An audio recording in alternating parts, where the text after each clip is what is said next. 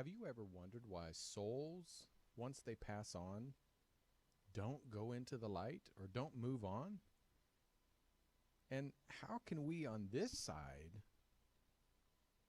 help them move on? Today we're going to ask psychic medium Jim Hunt from the TV show Knock Knock Ghost, currently on Prime, currently on Amazon Prime, about some of life's mysteries and how we can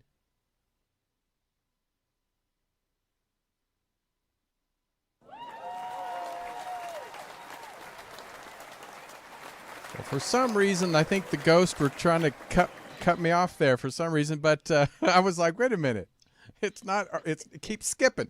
Well, Jim, thank you for being here, and I'll do it live myself. So Jim is a psychic medium. He has been doing this for, I don't know, a couple hundred years. I don't know, like something like that. And you have an amazing TV show, Knock Knock Ghost. It's on Prime, Amazon Prime. So, and we're here to talk about spirits. We're here to talk about aliens and all kinds of mysteries of the spirit world. So thank you for being on the show. Tony, I appreciate this so much, and thank you for inviting me. And well, first of all, listen, we, here at Truth Be Told, we love a good ghost story. We love a good alien encounter. But also we do like to talk about the afterlife. And many of us that have joined us in the chat room and, guests that I've had on the show, have had their own experiences. So first of all, I want to talk to you about your own experience. You started in this industry when it comes to the spirit world from a very young age. And I think wasn't your mother also a psychic? My mother was a very strong intuitive. They didn't want to call her a psychic because then they'd consider the Quebec side of Canada her as a devil instead of somebody who was so amazing at her craft. So she was an intuitive. Right. And, Okay. yeah. Well, what's the I have to difference? leave it at that. We hear Um, intuitive and psychic and medium and empath and all these good stuff. so I think an intuitive has the ability to use much of every craft that's out there from um, auditory, visual, the mediumship side, Mm-hmm. the belief in what they're seeing in the future, what they've seen in the past. Um, we walk amongst the dead just like we walk amongst the living, Right. except most of us keep it to ourselves, and I'm not one of those, where my mother was. Well, actually, you did kind of stay hidden for several decades in the corporate world. I mean, I'm Yes. sure it actually helped you in the corporate world. But when, I mean, when was that moment where you're like, I just can't hide this anymore?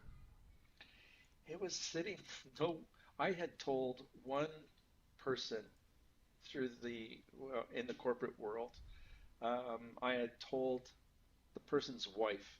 And normally we all get together during the summer for a weekend vacation, and we were all sitting around the campfire telling campfire stories. And I was the campfire story for her. And because I had mentioned some certain Right. things about her parents, and Right. it came out, and you can imagine engineers that are black and white, but this crew was not. They were very genuine, and they still are to this day. And they were more mad at me for not telling them for about 25 years. They're like, wait a minute. You mean we could have had help for this long? Uh, Yes, it was crazy, well, I know insane. there's a lot of people that say it is a big step of coming out as intuitive, a psychic, because especially back in the day, people did look at it completely different than they do now. Oh, they do. Yeah, and It's so what it's was it like, really, kind of coming out as a psychic? Was your family, people freak out about it? Because Well, I had sisters that wanted to believe in it, but they have husbands that were uh, very much into Catholicism, oh, right. Mm-hmm. and so they didn't want to share too much of even what they were able and capable of doing. Right. And so they were being chastised, and they pretty well abused me through most of my knowledge of knowing them for years and years and years. When I'm a big brother, I just in one ear and out the other.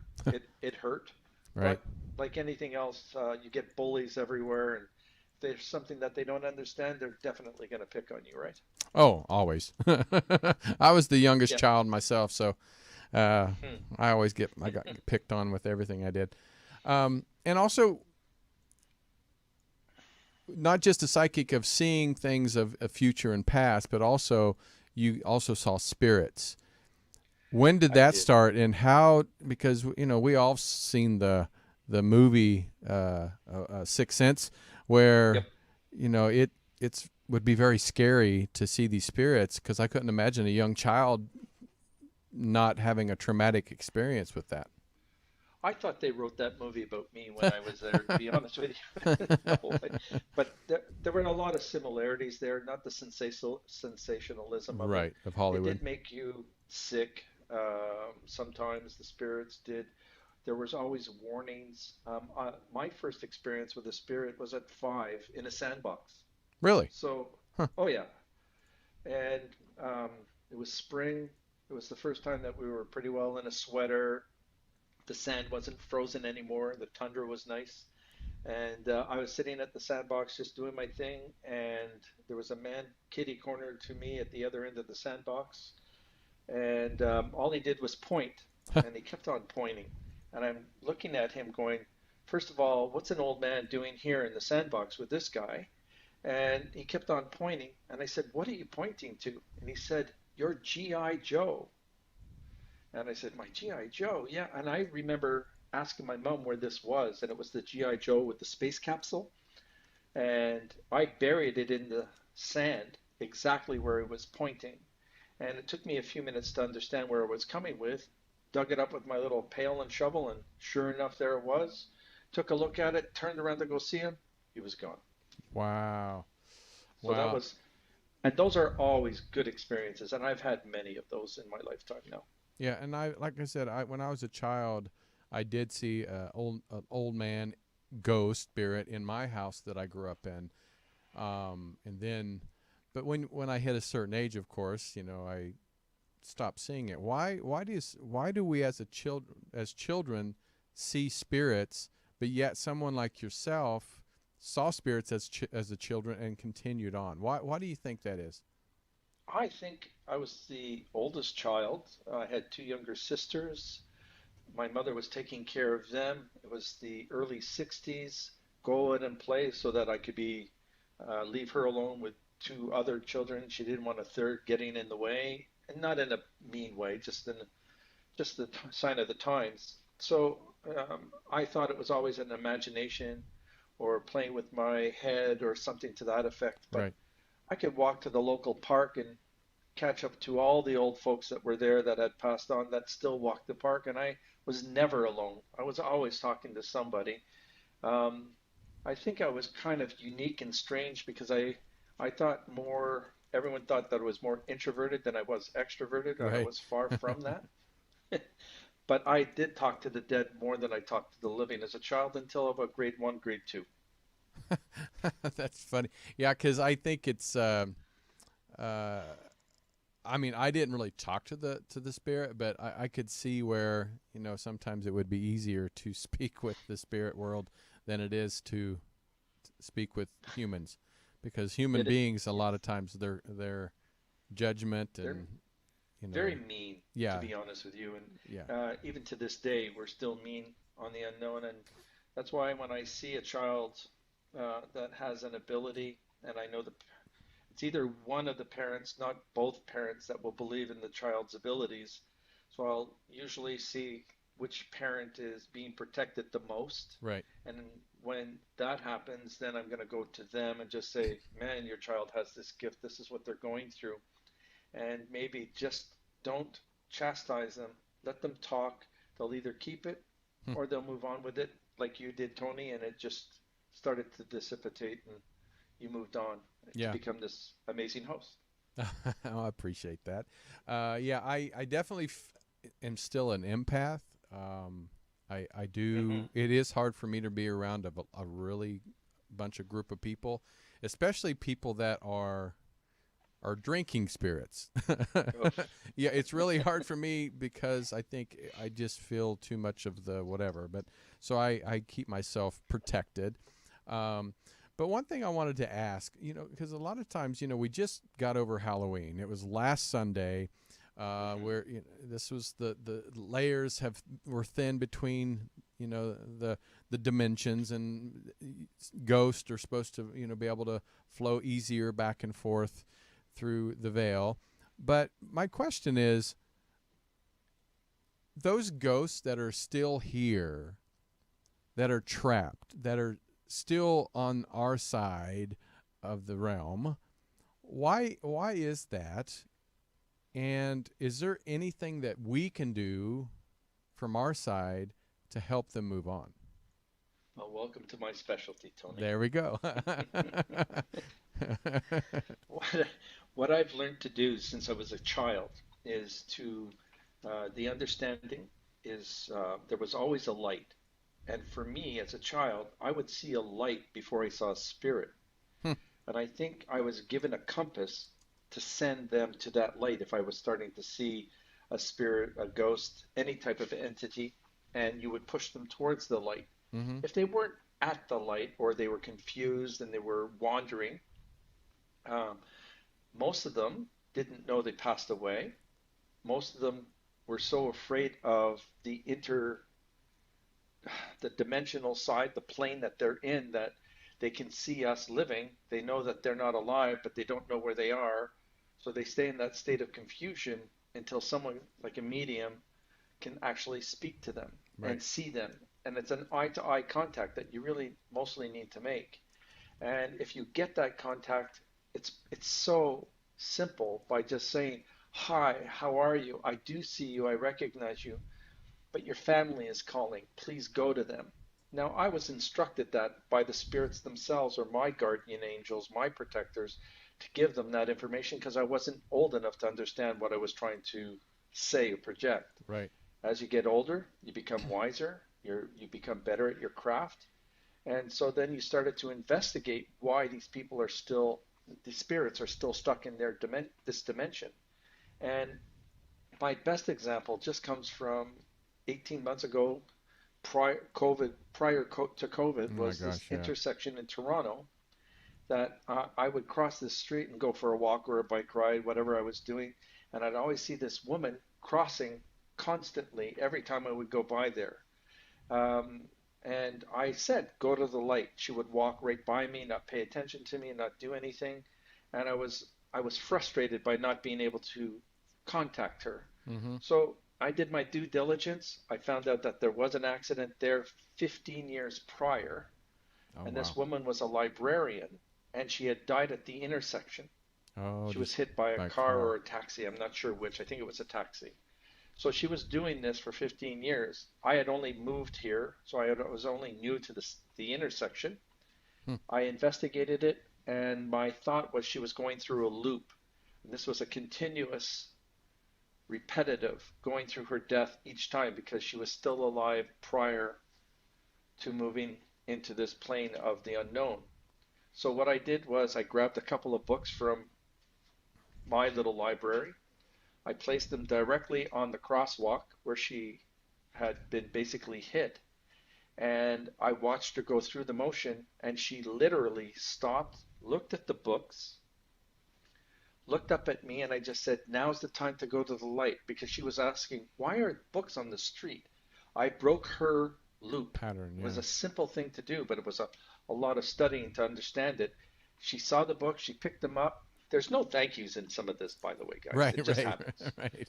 And then I said, "Go to the light." She saw the light. Boom, she was gone. Never saw her again. And to this day, I still don't see her.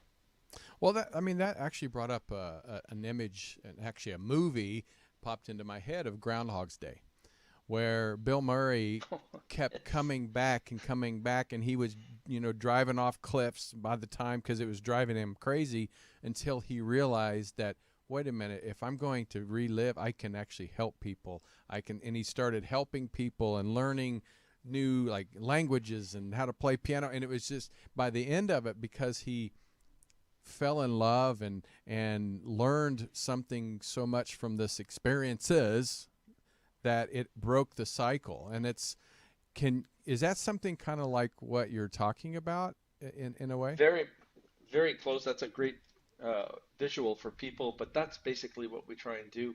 And I've been doing this now forever. Hmm. And when people say, like, when homes are active, now people are saying haunted. Right. I'm trying to change the language. Yeah. I really am. Okay. So when you go in and there's an activity in the home, spiritual activity, you want to find out the history now. You want to know what went on. You try and go in there with an open mind, and you create this sensitivity that you're there to help.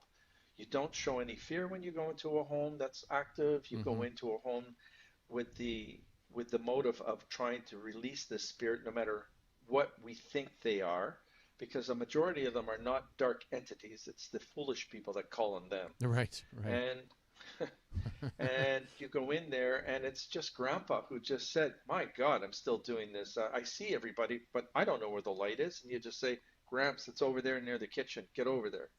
Hmm. Gramps, off he goes, and he's gone. So it's kind of cool. Those are the things that we're able to do, and most psychic mediums are learning that now.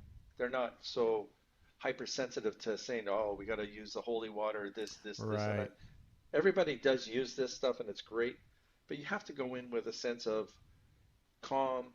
Here we are, and let's get rid of them. The ones that are dark, demonic, um, it's they have a file on us that is about this big, Hmm. and they know exactly who we are and what we're doing. They'll either avoid us, move into a different light, stay behind us at all times, but they're going to avoid us. And they're going to stick with the people that want them in there, the fearful, the anxiety, the anger, those type of people. They love that. They feed off of that. Those are the energy vampires.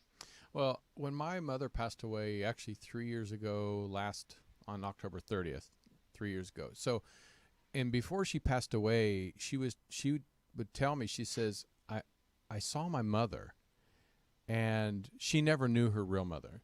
Her mother left when she was like a year old. So my mom died when she was 79. So she really never met her mother. But and I was like, really? I mean, because I've been around this enough to where I can actually Have a understand conversation. have a Mm-hmm. conversation about it, not be freaked out about it. And I was like, well, what did she say? She said nothing. She would just came in and smiled and blah blah blah. And then she said other people started coming in. I said, who? And she said, I don't know. I'd look, and then they would disappear. I'm like, oh, that's weird. And that's when I knew my mom was actually getting close to passing. Mm-hmm. Um, but so she was preparing. She knew she actually got to the point where I've had enough of this world. I'm ready to go. I'm going to switch over to the movie Ghost. Okay. When Patrick Swayze gets shot, Yes. and he gets up and he chases the guy that shot him, but when he turns around, he sees himself laying there with Demi Moore holding him. And then he turns around, he sees the light and like spirits starting to descend. Well, Mm-hmm. then he turns back around and runs to where he was at, and they disappeared. Is that how people get stuck here? Is because, like I said, my mother was prepared and ready to go, but when people, they're not ready, because don't angels or guardians or something come to kind of help us, guide us to that level? Why are we stuck here when we have all these guardian angels around us? Well, Tony, to me, there's so many different examples that we can go through. People are afraid of death, um, apprehensive, unsure. It's all hearsay from so many of us that speak it. But Right. when my mother was dying, I was in her hospital room. Hmm. It was her and I. Right. She came out of a coma, an induced a coma, probably 3 days. Looked at me, smiled and nodded, asked for my hand, and I said, "Mom, you're going to be okay. Off you go." And she had a tear in her eye, and she went. Wow. And it was such a beautiful transfer of Mm-hmm. energy, and she went. But then my grandmother, who fell down a flight of stairs and tripped and died of a concussion, a brain aneurysm, basically. Wow. Her spirit was in the basement for years, and I couldn't even get her out of there until all her family came together and just said, "It's okay, Mom, you can go," or "Grandma, you can go." And there were many of us that sent her to the light to go, and she paid attention to that because she got to see her own mother and my mother Mm. call her in. So Wow. it just depends on the interpretation or how you look at it. And so many people are afraid, and I get that. We don't know, I because you're not in it, and I've been in it. I've seen it. I've felt it. I can taste it, Hmm. and I know what's happening. So and that's why I don't sensationalize this. It is a very, very private situation that people are going through in a death, and people don't want to talk about it. And the people that do, like me, they're always questioning us. Yeah, yeah, you're just saying a story, or you're telling a story, or you're the greatest fabricator out there. And I'm just going, you have to believe what you want to believe. And there's more of skeptics than there are Oh, of believers. course. But I think that's just the skeptics are mostly fear based or scared because some Yes, they people are. don't want to know. I mean, or like my grandfather on my mom's side was actually an atheist, and I would think that would be the most scariest feeling when you are in your deathbed of thinking there's nothing after this. I couldn't imagine just to think I'm gone and I'm just gone. Right? But I've seen this, Tony, where I've they said that their family member was an atheist, and I'm given a vision by that spirit who passed away, who was Mm-hmm. the atheist, just said to me, "I saw everybody. I heard the band playing. I turned around and went right to the light." I'm going, "That's awesome." Now, do you want me to tell them that? Good luck with that. Yeah. And off they go. What about the when we do like go through the light? Because when my grandfather had a near death, he went through the light. He came out Hmm. into a beautiful open field, a river, and he saw his mother, who had passed away from years before that, across the river. And she said, "It's not your time. You need to go back." And that's when he got opened his eyes back into the hospital room.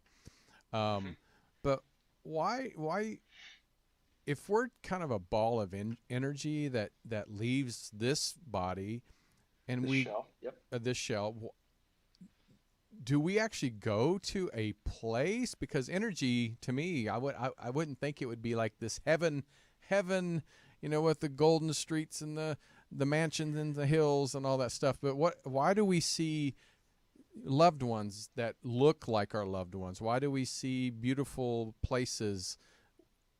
And a lot of people say, "Oh, that's just your something like electrodes kicking in your," you know.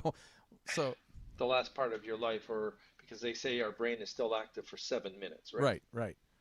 So I get that, and I understand where the scientific side of it's coming, but how about all our past lives that we've gone through? And that was one of the best memories that we had in one of our past lives that we've come through again through our reincarnation, that we had seen that field. And that was a Hmm. reminder of, hey, that's a safe place to be. And they go to it, and that way they're greeted by all their spirits from their past, their families from their past. Mm-hmm. That's how I look at it. It depends on your level of your soul and how often you've been here. Right, right. Because right now on Earth, we have so many young souls. The old souls have accomplished what they needed to do. They're our protectors. And now I'm more worried about who's going to tell my kids who what kind of spirits are they going to have when they're passing away, and I'm hoping that I'm there for them just to say, "Oh, come on, let's go left. You know, come this way." Right. Well, I know there's the lost souls. We've talked about that. People that get stuck here, they're kind of in a loop. They Hmm. don't know they're dead, or they're stuck here for. And that's what I'm like. Do people get stuck forever if somebody doesn't release them, or does finally the creator of the universe finally say, "Okay, we've made them suffer enough, or we've made them get stuck over there long enough. We'll let them through." But how does that happen? Because I couldn't imagine be stuck in between forever. There's a couple of things that I have here, and it's not off topic, but it could be. Um, the person that's past, that's stuck, that's going through this loop that we can't help, I get that. But what happens if they are seeing other spirits and looking at them that are in the same turmoil or the same situation, and they're looking at one another going, I don't know what to do. And one of the things that I believe is you can have a gray or an ET acknowledging their presence and just saying, hey, let me calm you down. Right. I've been on this world so many times. Let me help you. There's always an assistance there. You're not going to be left in that loop forever. It's simple for me.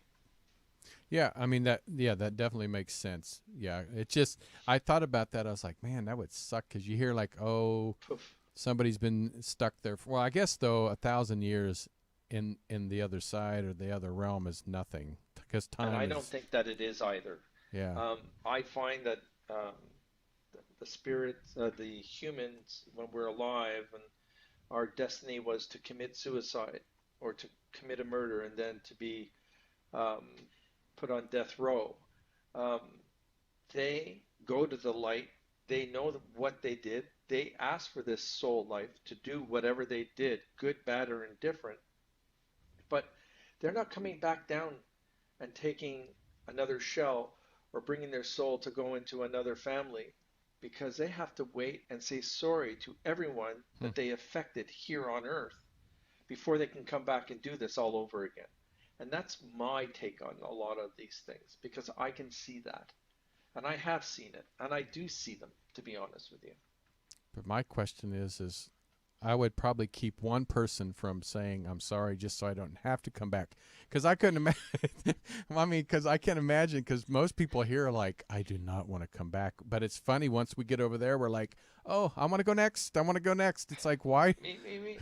why do we want to do that? Why do you think we want to come back so bad? But once we're here, it's like, oh my God, it's miserable. It's interesting that as I do my sessions with a lot of people, I find that a lot of them have outlived all of their past lives lately. So the vibration that everyone is feeling is, I don't know what I'm going to do next, or the turmoil that we're going through on an emotional basis, the situation of COVID, the likes, the Hmm. dislikes, the anti-vaxxers, the vaxxers, all of this is because their souls have never been this old. And so they're confused and upset because they don't know what their next steps are. Hmm. So they're petrified, and they have every right to be because it's just like a newborn baby learning how to walk, talk, Right. eat, sleep, Yeah. poop, all of that, right? Right. And I think us as a human race, we're sitting into that generation of the unknown and we're afraid. So we just cause a lot of trouble to ourselves. Well, this is the time I ask my co-hosts in the chat room. So if you guys have questions, please put them in the chat room. And I feel like if it's a great question to ask, we're going to ask our amazing guest today, Jim Hunt. And Jim, I do have a question from Tyler. Is Okay, there a way for an average person to communicate with the spirit, even if they aren't a psychic or medium? absolutely. The what you have to do is be as relaxed and as calm as possible. You have to find your place of serenity. I have a place where I can ride my bike. I step into a green space and I'll sit beside a brook and I'll sit there and I want to communicate with somebody that I haven't seen in a very long time. And they will come to you. They will have that conversation. You will get a note. I get a note or something that happens to me from my mother every birthday. And Hmm. it could be a little saying in my left ear. I'm waiting for an answer, to be honest with you, like everybody else, because I want to hear that because I'm still a kid as much as I want to be. And I'll always get a sign. There's always something that happens. Um, my mother didn't disappoint me again on my birthday, and I got it, and it was just finding her her last ring that she purchased um, before she passed away. She went to Israel with my father, and I keep this always. This ring Oh, great. was Wow. was in my pocket of my jeans, Wow. and I couldn't find it for days. I don't remember putting it in my jeans. And that was a sign from my mother saying that she was around. That was my last contact. So there's always somebody wanting to give you a message. I always say that I think human beings, and this is my analogy of we always walk through a tunnel. It's remember see those Clydesdale horses where they Yep, put these things around their eyes so they don't get the spooked. blinders. But I Yep, think a lot of human beings also go through life that way, and we miss a lot of opportunities. They always say focus on what's ahead of you. in Well, front of you. yeah, but there's always opportunities all over the place. So when you forget about what's on the left, what's on the right, and front and back, you kind of lose opportunities to see those things. And that's when people, Tony, say that they see something off to their peripheral. Mm-hmm. And the reason is because we're so focused to what's in front of us. And then when we get that little bit of laziness that we're tired of focusing, and Mm-hmm. all of a sudden we'll feel something over here, it's Mm-hmm. because our psychic ability opens up a door and we're going, oh shit, there is something over there. Right. And you're looking, going, thanks a lot for that. You could have shown up a little bit better. Why not come in front of me? Right. But as a psychic or as a medium, we're allowed to do a 360 in energy. I know what's behind me. I know what's in front of me and to the Mm-hmm. side of me. I like, no, no, no. I'm the safety driver of psychic energy. I'm careful with everything that's around me. I bet. I bet. I remember uh, one of the shows on my network, Char Margolis. She's a psychic, and so she Hmm. was telling me when my mom died. She said when your mom will come to you as butterflies. And so I was hiking the other day, and like I said, her anniversary was coming up, and I started talking to her, and I just said, "Hey, Mom, it'd be great to see you or hear from you." And I knew it wasn't going to be like audible, but within I'm up in the mountains hiking. There's no trees because up in Santa Clarita there's a lot of mountains, but not a lot of trees. And Right. this butterfly comes and he lands right in front of me, right on the grass or in the path, and I was like, oh, and I had not seen a butterfly, a bird, nothing. And it gets up, flies away, and I get another about 20 feet, and that same butterfly came back, landed right in front of me again, and I was like, hi, Mom. I was just like, how you doing?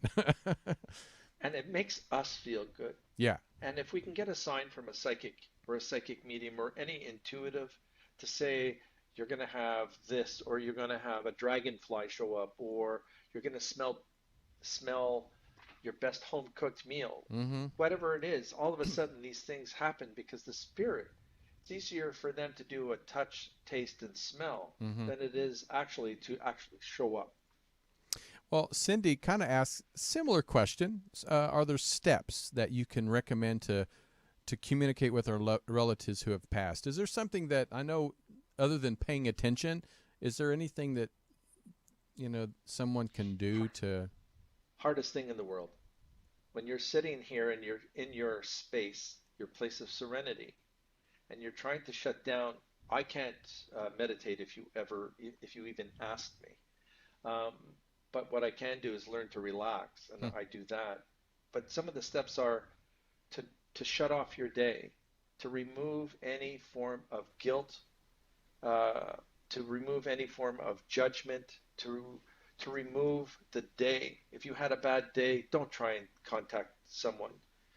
If you had a good day, maybe the spirits were trying to help you, so show up there, and just take it wherever you are. I've done it in a subway, and you got the noise of the subway, you've got everything else. But my goodness, when my grandfather showed up and just said, "You did have a rough day, but it's going to be better tomorrow," that's all I needed to hear. And then it just goes away. So they do show up, and it's not me being that spiritual psychic medium. I asked for my family to show up to give me an answer, and they did. Just a matter of being at peace with yourself when you do it. I love that. Well, Ami, I'm hoping I say that right. How important is it to understand past lives in order to be successful in our current one? Wow, That's a good do we question. have all day? Right? Yeah, only about 5 or Okay, 6 hours. So go ahead. okay, let's do this. a lot of our past lives influence the life that we're in today. Um, uh, if we are empathic, like I feel like I'm truly empathic, I care, but I'm also someone who looks at someone without the judgment that's attached to it, but just knowing that you're not good to me. You're not going to be good for me. And it's not that I'm avoiding you. I just know that it's not going to work in my life. So it's the same thing with trying to understand why our souls are here. I think that I was a son of a bitch when I was in my last past life. I really was. I think I was jealous, I was angry, I was spiteful, and I grew quite exponentially throughout my last 60 years here on earth. But now I'm calm, I'm relaxed, and I can see where I've learned from this life how not to be and be prepared for everything that I'm doing and feel good about myself.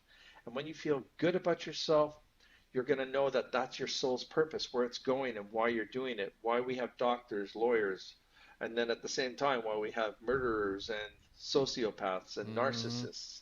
It's all there because that's their soul's purpose. They needed to do that so that they can grow.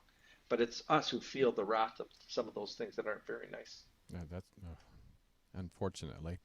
All right, one more, and Yes. then I'll get back to a few some other my own questions here. But I think this is a good one. Easy 417 says, "Okay, never seen a ghost, spirit, phantom, or anything like that. But a few years ago, I started hearing voices.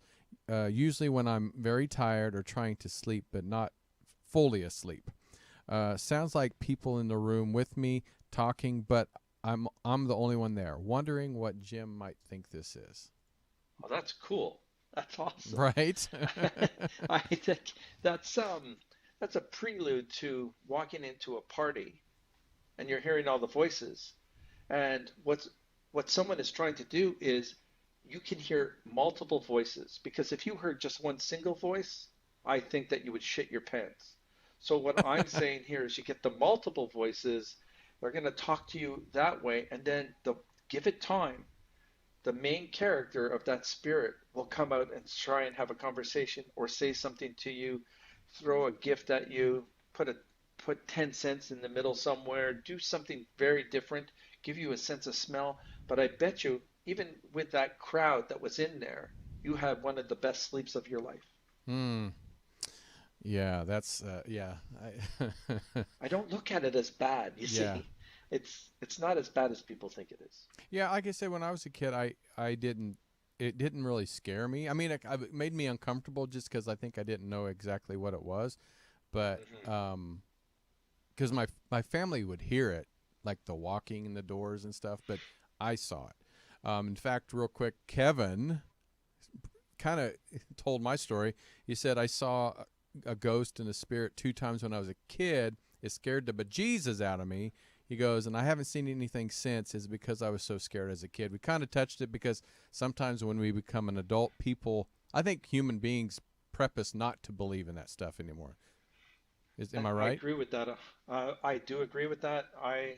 You know, again, our own worst enemies sometimes are our own family, and that's a sad thing because they don't want to seem like if they're a professional, like a lawyer Mm-hmm. or a professor at a university. Oh, my brother's a psychic and talks to dead people. They're not going to like that too much, right? And a principal of a Catholic school. Oh my God, don't do that. That's like, whoa, he's dangerous. Don't be around that guy. He's a prolific liar. So we get all of these uncomfortable feelings from people, and what I just say is, you have to let that shit go and just feel the moment of the energy. Because when I get enveloped, it's like having a nice blanket that's pre-warmed for you after surgery, and you're just like, oh, that feels great. That's what they try and do.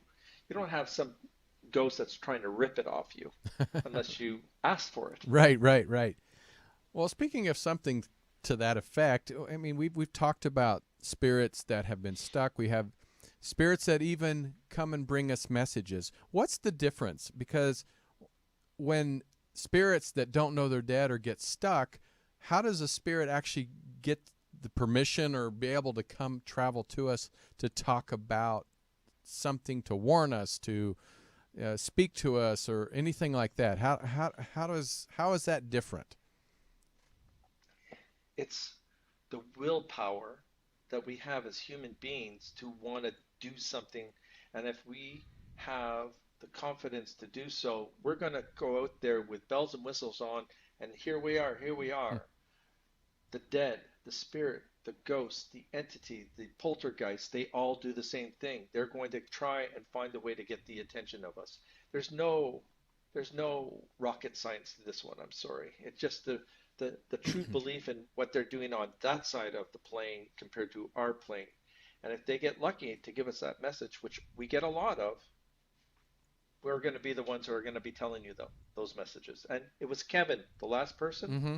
that just said, I bet you 100% he should have become a teacher if he's not a teacher already, because those are the things that I'm getting between you, him, and Kevin. Wow. You hear that, Kevin? Take note. Take note. Well, you mentioned poltergeist, demons, and like demonic spirits. How? Mm-hmm. I always think that when we go to the other side, like I said, we may get stuck and we may get frustrated because we can't move on and don't think we're dead yet. But I always feel that our spirits are pure. How is there demonic spirits on the other side that can they do harm to us, or is it negative feelings, and how are they existing? So they exist off of our fear. Oh, okay. So the They, fear itself, the it's fear itself, or we can get and I'm not taking, and I'm not pointing anyone out, but when you get a paranormal investigator who doesn't have a psychic bone or intuition in their bones, and they go out and provoke something, and then all of a sudden they're getting scratched, prodded, or possessed, that is their fault because they went in there with the intent of disturbing something. And there's nothing better than a dark or poltergeist type energy, a minion type energy, to take advantage of that because they already know that they were brave for the first 10 seconds, and then their fear opens up when you slam a door or if you show up in a black shadow. They are going to shit their pants. They love it, and they're going to pounce on you. And that's the truth. And that's all that is. They don't take advantage of the weak and vulnerable and the sick. They do not. really okay. They do Well, not. the only time I'm gonna actually shit my pants is if they bring a snake to the table. Okay.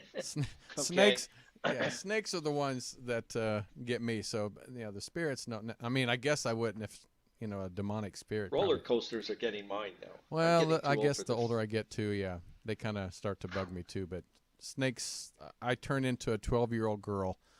I will jump on your back and push an old lady down if I thought I could get away from the snake. No, just kidding. Well, this is something we've talked about. We have about 10 minutes left, and I can't believe the Sure. time's going so fast. But we've talked about this before, and I want to hear your thoughts on this. We've Okay. heard about visions. We've heard about bad experiences with demonic spirits. Is there any? What's your thought about extraterrestrials could be perceived as spirits or as ghosts? Is there any connection between the two? Listen, they die like we do. They're out there, Right. and they are in the spirit world. They just are on a different level than us, or a dimensional level that we haven't achieved or reached yet. When I am sitting down trying to focus in on helping someone, I will get a definite gray looking at me, will give me a nod. I can't even communicate with them. I try because I'm more excited about seeing an ET or a gray than anybody else in this world. Right, right. And I don't get the right time of day. I'm not at their level. Yeah, they're And definitely way so, advanced. but they look at you. They will turn around in the dead, in the spirit world, look at you, sometimes acknowledge you. I'm like a kid in a candy store. I want to see them, and I do, but they do not communicate.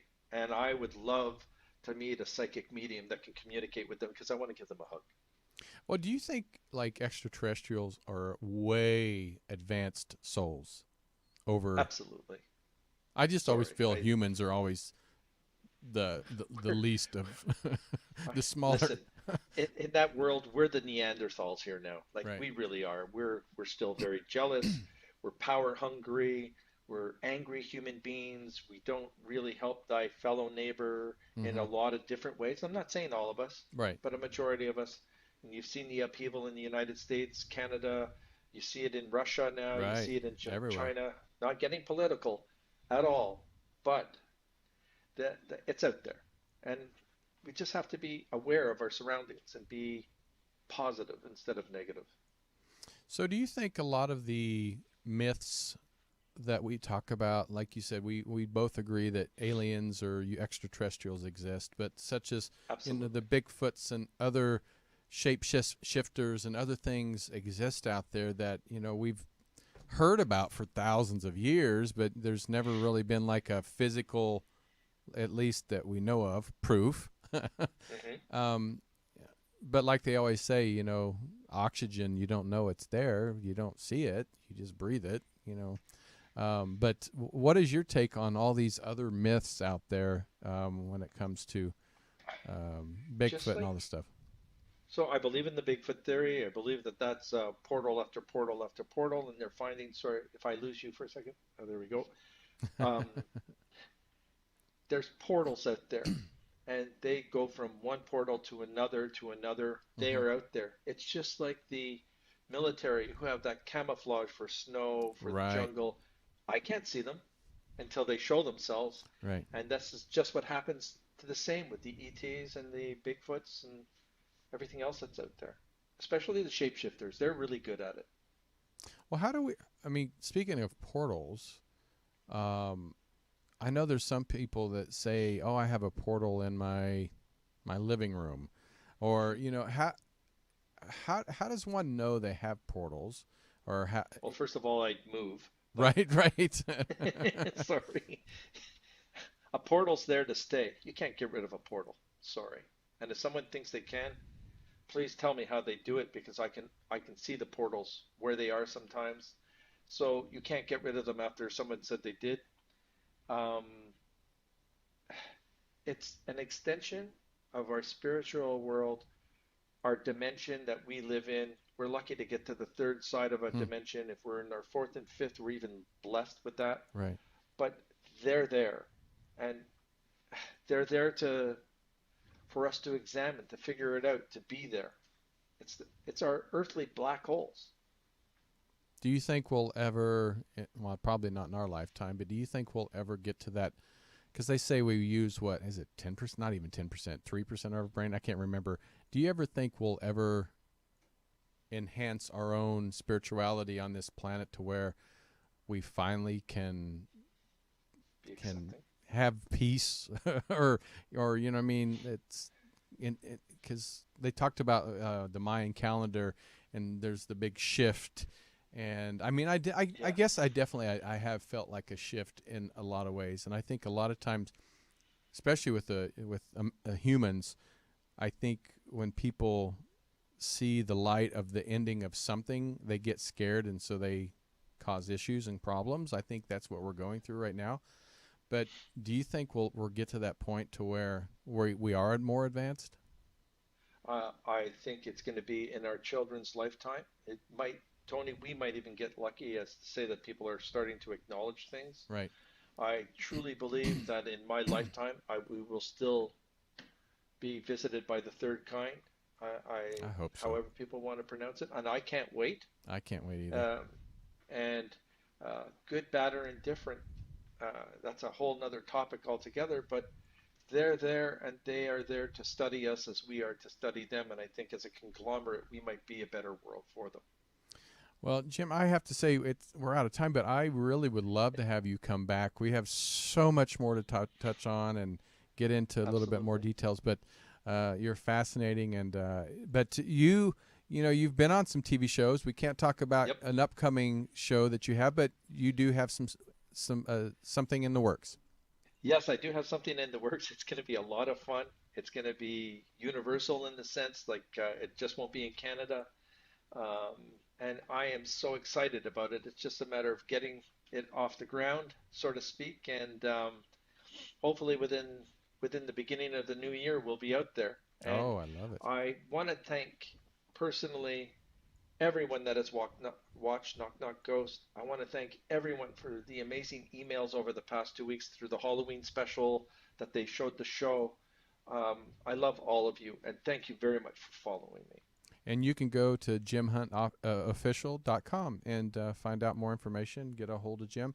And Jim, hopefully, will be back with us. I would love to do this again, Tony. We can go into another set of whatever you want to go to. Oh, of course. I appreciate you following my ADD brain. So, well, stick around, Jim, because I wanted to have you do a promo for me after this. But I want to thank everybody for joining us today and being in the chat room and asking questions. You're the greatest co-host out there. And again, every week we have some great guests. And next week we have another great guest, Mark Anthony. In 2 weeks, I'm excited, Eric Van Danigan and Robert Schock is going to be on the same day, different times, but we're going to be talking about Egypt in both of those episodes. So make sure you guys stick around and tune in and share the show. And please subscribe, share, and leave great comments for us. I know Jim and I both appreciate you guys. But until next time, I'm Tony Sweet for Truth Be Told. Guess what? I'm out of here. This has been another episode of Truth Be Told. Thank you so much for watching. Recorded live at UBN Ghost Studios in Burbank, California. Join us on social media. Facebook, Truth Be Told Radio. Instagram, Truth Be Told Paranormal. Go to Truth Be Told Worldwide for more information on upcoming shows.